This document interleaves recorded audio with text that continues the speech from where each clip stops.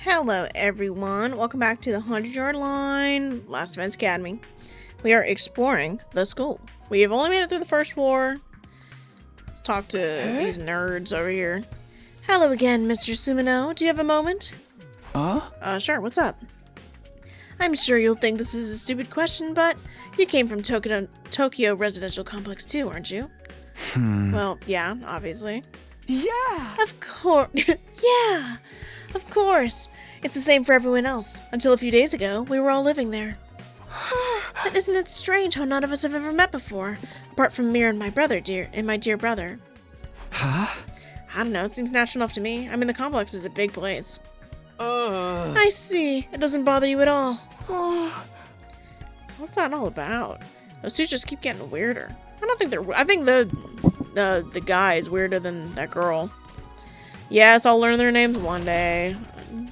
Guys, the number one fact about me you should always know, I don't remember anyone's names ever. It takes me a very, very, very long time to learn names. Like, I think our main character's name is Takumi? Something like that. And I know that his boyfriend that I've decided is his boyfriend is Eito. E-I-T-O. Oh, boys' bathroom. How are we back here? Classroom. Where's the training room? Is this the second floor? Oh, there we go. I was like, where are we at? I feel like this is much larger than I think it is. Oh, hey. Why does this look like a bunch of video game consoles? This room, it said training room on the door, but it looks more like a video game arcade. How are we supposed to train in here? Yeah, that's what I'm wondering. Classic upgrade weapon. Manual. This explains how the machines in the training room work. Did Takemoto even read this? We'll see. VR training machine. Interesting. Looks like something from an old video game arcade. How are we supposed to train with this? Okay. How about this? All these machines just look like arcade games to me. Hello. Remarkable, sir! You picked out the best one in the house. You clearly have impeccable taste. Stop jumping out at me like that. This is the Academy's state-of-the-art VR training machine. I mean, using your actual muscles getting all sweaty is just so last century, am I right? That's why we've developed these machines to help you hone your skills, and using just your neural impulses and cutting-of-the-edge technology. I don't get it. Will playing this game really help us? Your hemomina gets stronger the more you use it, just like your muscles, your brain, and your baloney pony. You should consider dropping by to train when you're off duty. You can even get some friends together for a group session. Hey! Just keep it in your pants when there's ladies present, okay? Hey!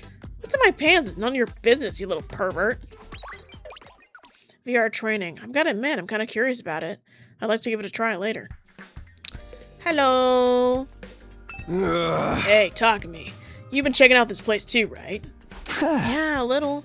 The more I see of it, the less I like it. Who was in charge of the decor here? They're saying to shred a class in the whole damn school. Where's the leopard print sofas, hot pink drapes, the gilded doorknobs? Is it so much to ask? Is that his idea of class? Hey, he's a classy man. Respect him. Put some respect on his name. Okay. Done with the training room. We shall go up the stairs. Ooh, if you get motion sick, be careful watching. Okay. Where is next? On our trip. Ooh, oh, that's cool. They got heated rivalry back there. That's crazy. Oh, infirmary, nice. It is a big school. It's got Victoria's vibes all over it. Well, okay, that specific panel. Do we know what an infirmary is? What am I looking at right now? This must be the infirmary. But when I think infirmary, this definitely isn't the kind of room that comes to mind. Although I guess that couldn't apply to any part of the school. Oh, you know what? These are probably like pods or something. Yeah, because if we die, we just get regenerated anyways. There's an instruction manual here. It describes how the corp recovery drones and the revival-matic works.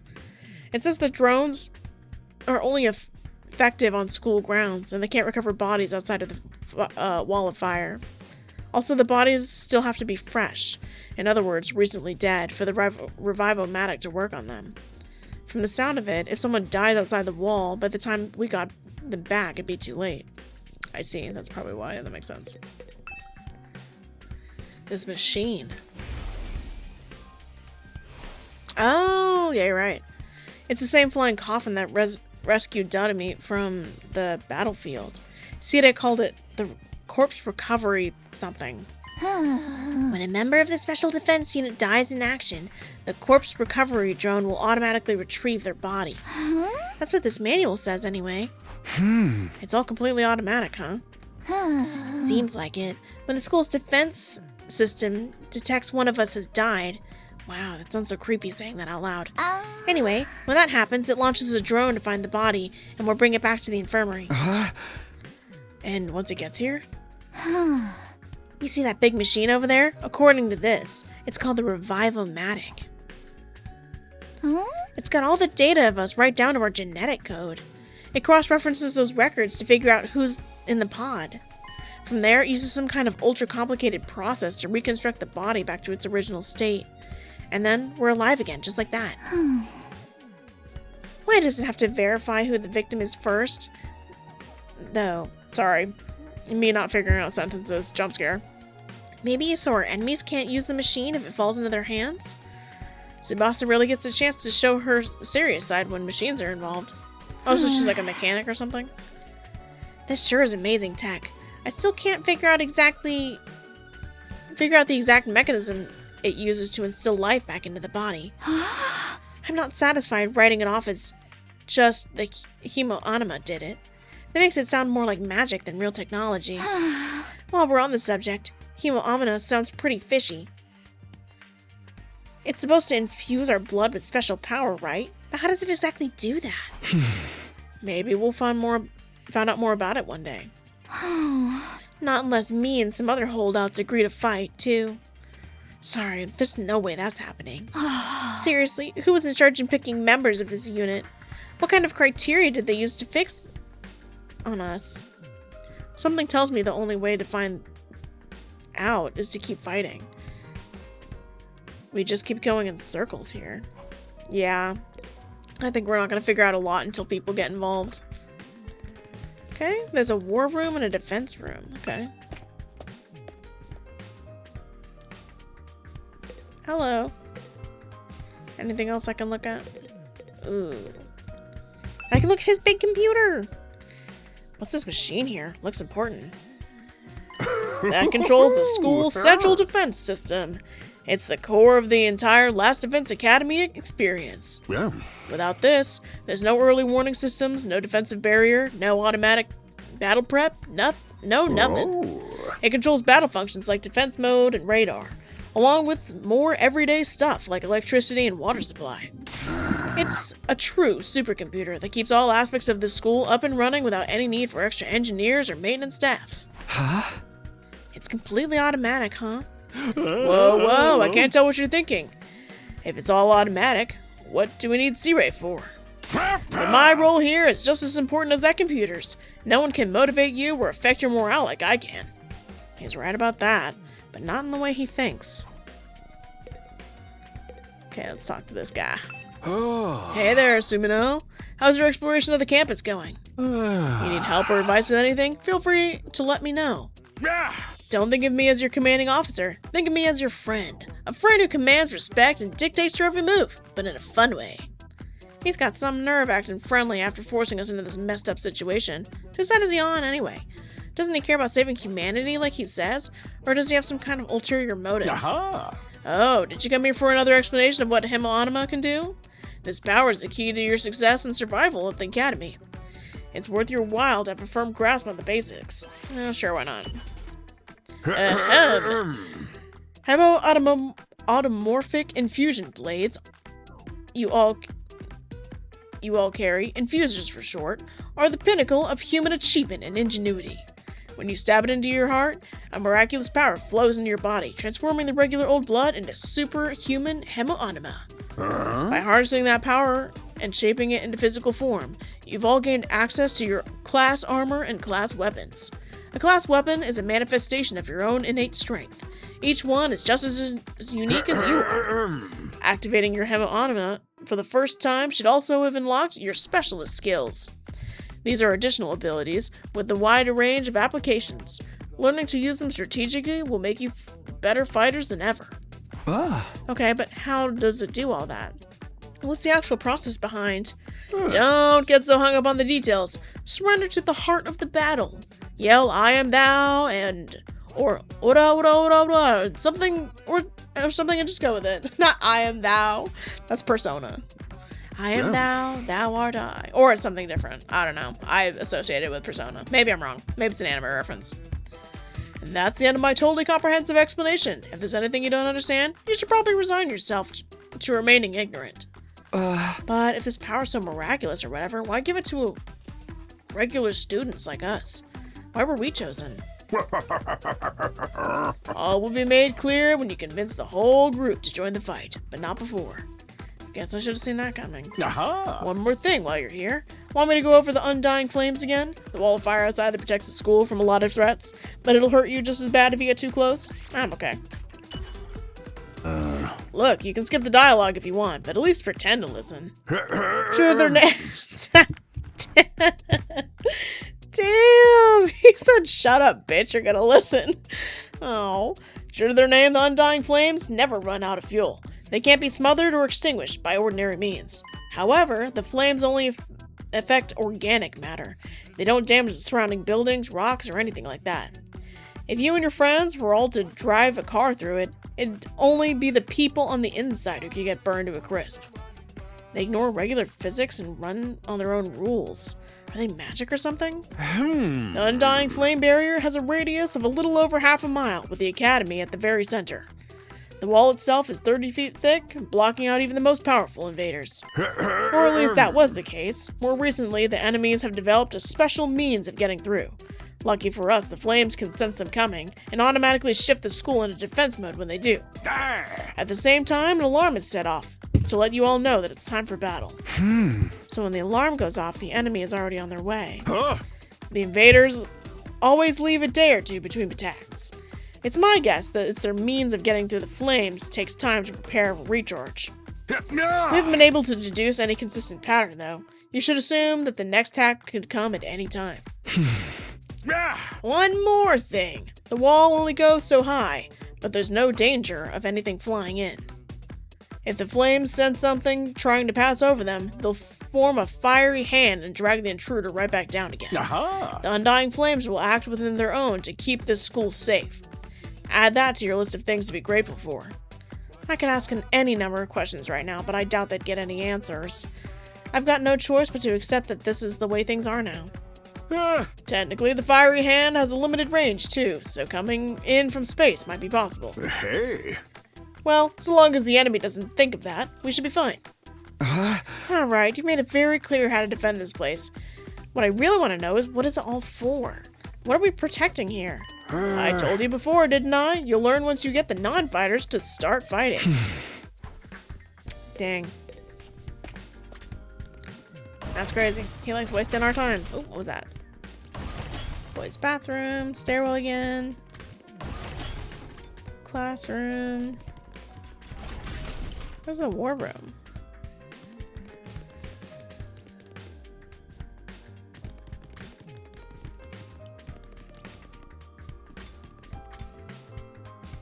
Oh, defense room. Yeah, that's where we need to be. Yes!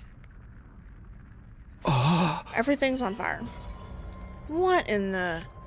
A surprisingly stately door stood in the middle of the otherwise nonsensical-looking space, defiantly blocking the way forward. The hallways and classrooms of the school were all pretty strange, but this put them all to shame. It wasn't so much the door itself was out of place, but what was in front of it.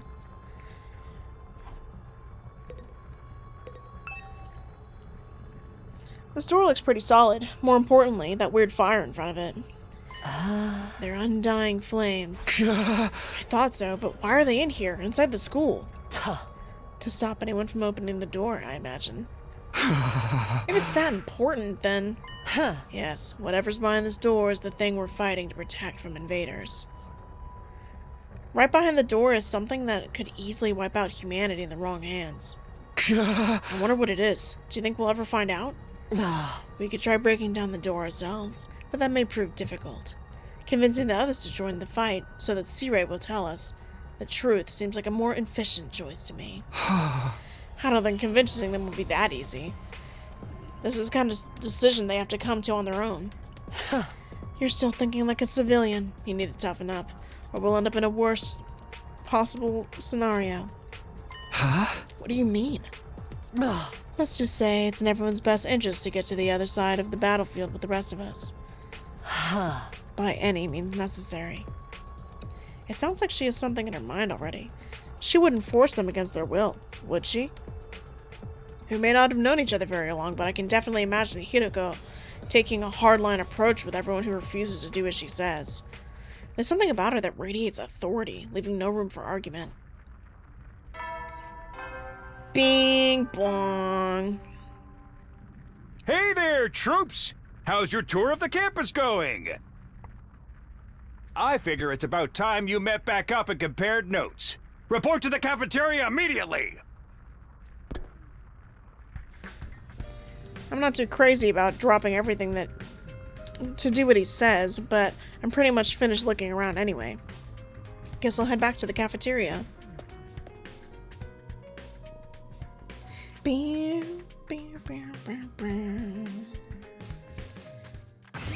Alright, everyone, what did we find?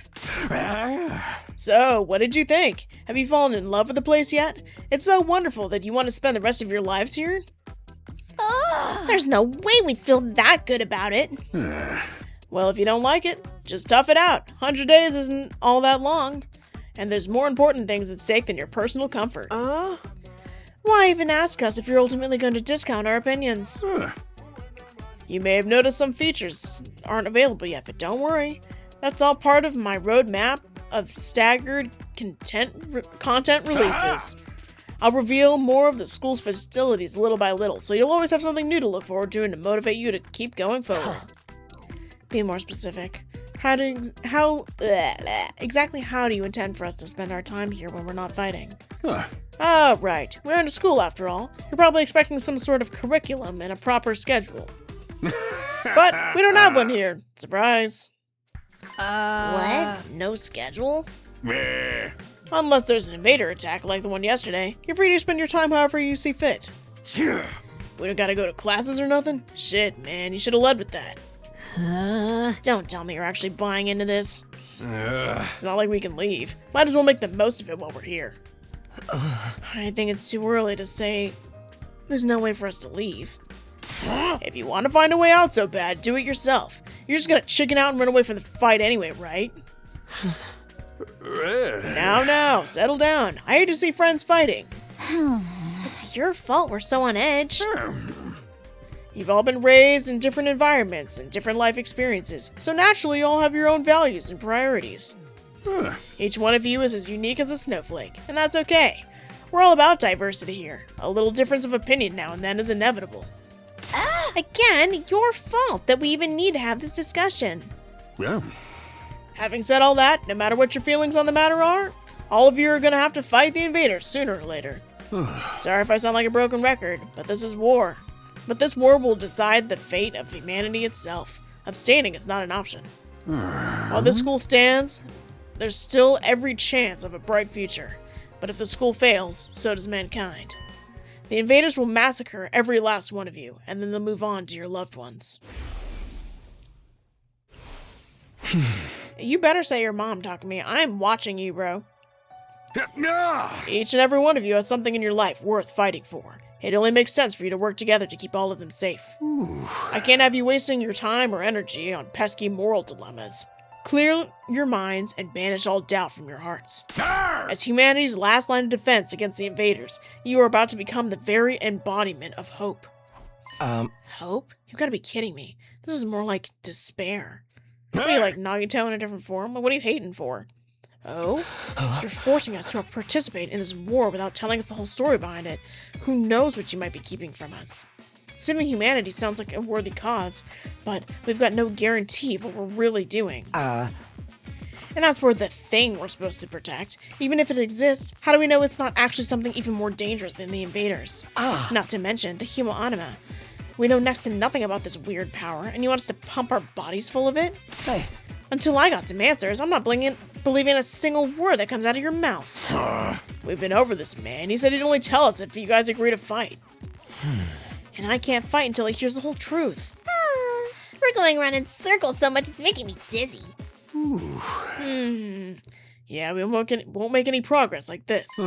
Alright, if it's the truth you want, then that's what you'll get. I'll tell you everything. You're gonna tell us just like that? No. I never meant to keep the truth from you for that long. I was just using it as a bargaining chip to motivate you.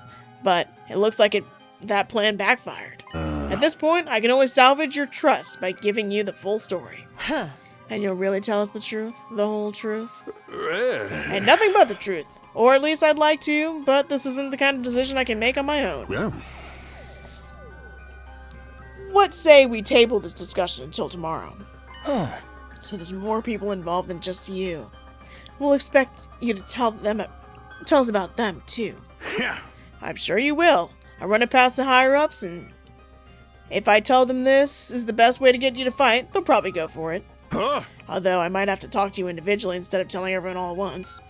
Well, we'll do whatever I can. Come find me in the war room tomorrow morning, and I'll let you know what the brass says. Hey. I've got a lot to do, so I'll call it a day here. See you tomorrow, bright and early. With a cheery wave of his stubby little arm, C-Ray disappeared. Never thought getting the truth out of him would be this easy. He still has to discuss it with people in charge, right? He could come back tomorrow and say they shut the idea down. I hope you're all ready. If we learn the truth tomorrow, you'll have no more excuses to stay on the sidelines. No excuses? Sorry, that voice was crazy. I'm like losing my voice. That's so funny. We'll see what happens after we hear what C-Ray has to say. We all can talk about it and decide on the best course of action then. Yeah, you're right. We can't decide on anything until we know what's really going on. You're hilarious, Mr. Maruko. You clearly have no intention of fighting no matter what happens tomorrow. Shut up. I bet you don't either.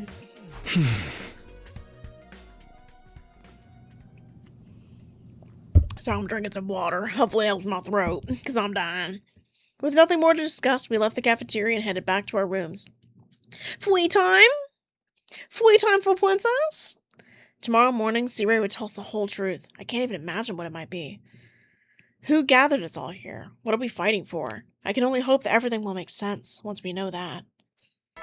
Dong, bing, bong. I don't think we get no free time. It's nighttime. At ease, soldiers. It's time to hit the hay. You never know when the invaders might attack, so rest up while you still can. Well then, good night. Hopefully they don't attack tomorrow, because then it'll put it off another day. So there's a nighttime announcement too, just like the morning one. I thought it would be a much longer road to learning the truth, but hopefully by this time tomorrow we'll know everything we need to know. It probably won't end our problems, but it'll be a step forward. At any rate, there's no use in worrying about it anymore today. I'll discuss it with the others once we've heard from Side. For now, the only thing I can do is wait for tomorrow to come. With nothing else to do, I decided to call it a day. I got into bed and was soon fast asleep. Yo, it's about to be me in like 6 minutes.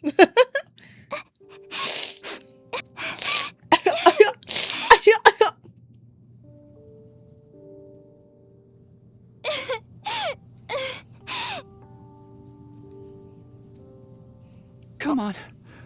Don't cry. You sound like a nerd. He looks really cute though. If you keep crying like that, your daddy will get sad too. And he won't be able to go to heaven. That's a crazy thing to say. I know you're like 6, but that's still a crazy thing to say. We were only in kindergarten back then. Hey, that was a good guess. Katawa's dad had just died. He and Katawa were driving over to his mom's research lab when it happened. The car crash that changed her life. A security alert had sounded, and suddenly people were scrambling around, trying to get to the nearest shelter. Katawa's dad swerved to avoid someone and, well, the car was almost entirely destroyed. Her dad leaned over from the driver's seat to shield her from an impact right at the last second. By some miracle, he made it in time and Katawa survived. But her father wasn't so lucky. After the funeral, Katawa was inconsolable. She just sat there and cried. There was nothing I could do. My daddy's gone. I'll never see him again. Facts. He's dead. Sorry, that was insensitive. Sorry, little girl. Katawa, Hopefully they get you into therapy. don't cry anymore, okay? I know your daddy's gone, but Man, you sound like a loser. I'll be your daddy from now on, so Ew. you don't have to be sad. I don't like that. In any way. You're too little, Taki. Yuck. You can't be a daddy. And facts. Maybe, but I'm just glad you're okay, Katawa. That your daddy protected you. This is like his voice right now is how I hear Midoriya's like English voice actor. But I'm not okay. Oh, God, John. Oh, I got this big cut right across my tummy.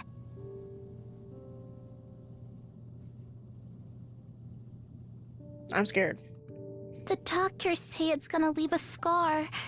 It'll never go away.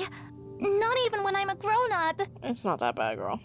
I bet no one will want to marry a girl with a big, ugly scar like this. I'm surprised that your scientist mom let you think something like that. Then, when we grow up, I'll marry you. By then, I won't be too little anymore. This isn't going into my headcanon, by the way. Huh?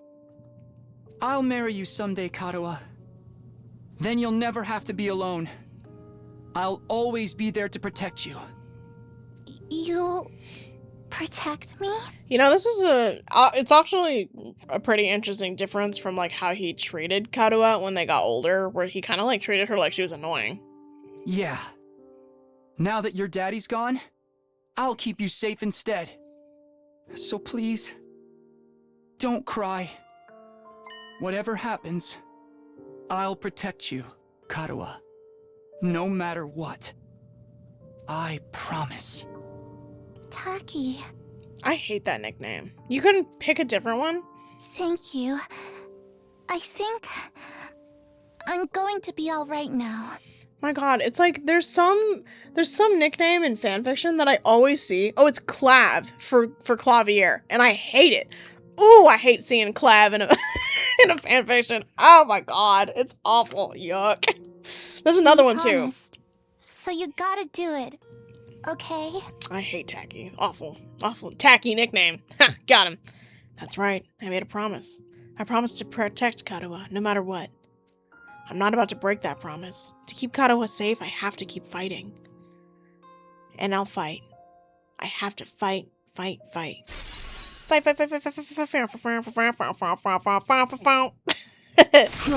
Oh. I don't know. I thought my vibes were cool. I jolted upright in bed, throwing the covers off in a panic. My whole body was drenched in sweat, and my heart rate was racing, like I'd just been woken up from a nightmare. No, not a nightmare. A memory. A childhood memory of Katawa and me. I'd totally forgotten about that time. Why did I dream about it all of a sudden? I wonder what Katawa's doing right now. She probably hasn't stopped worrying ever since I disappeared. That would be just like her. Come to think of it, why does everyone back at the residential complex think happened to me? What does? Sorry. Are they treating me as a missing person? Or did they assume that I died in a monster attack? I'll have to ask Sire about that too. Huh? Sheesh, now I'm wide awake and I'm so sweaty. It's not even close to morning yet. Maybe I'll step outside for some fresh air. Sure. I got out of bed and slowly made my way towards the door.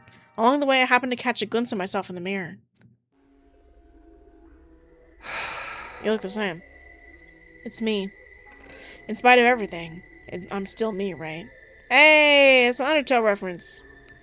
It's the same face I see in the mirror every morning, but somehow, something about it feels wrong. I don't know how to describe it, but it's like the reflection doesn't feel like me anymore. I wonder if this is a side effect from using the Hemo Anima. Who are you? Oh. I'm Takumi Sumino. Sumino. I think we should Aren't have... I? I think we should have a therapist. That's what I think. What am I doing? This is stupid. Coming back to my senses, I turned away from the mirror and walked out the door. As soon as I got outside...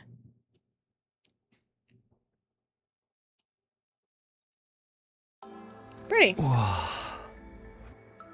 The scene that greeted me took my breath away. I've heard of those. They're stars, right? The night sky far above my head was now dotted with countless glimmering pinpricks of light.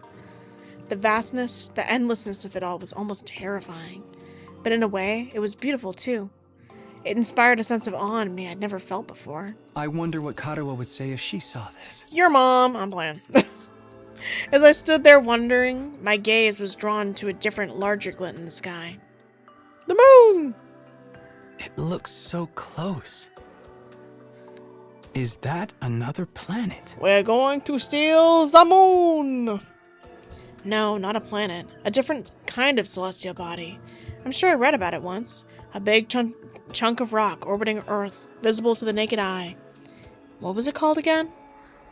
It's on the tip of my tongue. Is that your mom? I'm playing. Huh? All of a sudden, I felt like I wasn't alone. I spun around to see who was there. Gah! Who the fuck are you? Who are you? You're on fire. You're fire. I'm playing. No, not quite. It wasn't a person. More like a burning, flickering apparition. In the shape of a young man. A fire with a mind of its own. Not just any fire either. They were undying flames. What the? Ah, ooh. That's what I heard. Ah, ooh. That's what I saw. Huh? Yo, actually, it's gonna be my thumbnail. Wait a minute. Watch out, guys.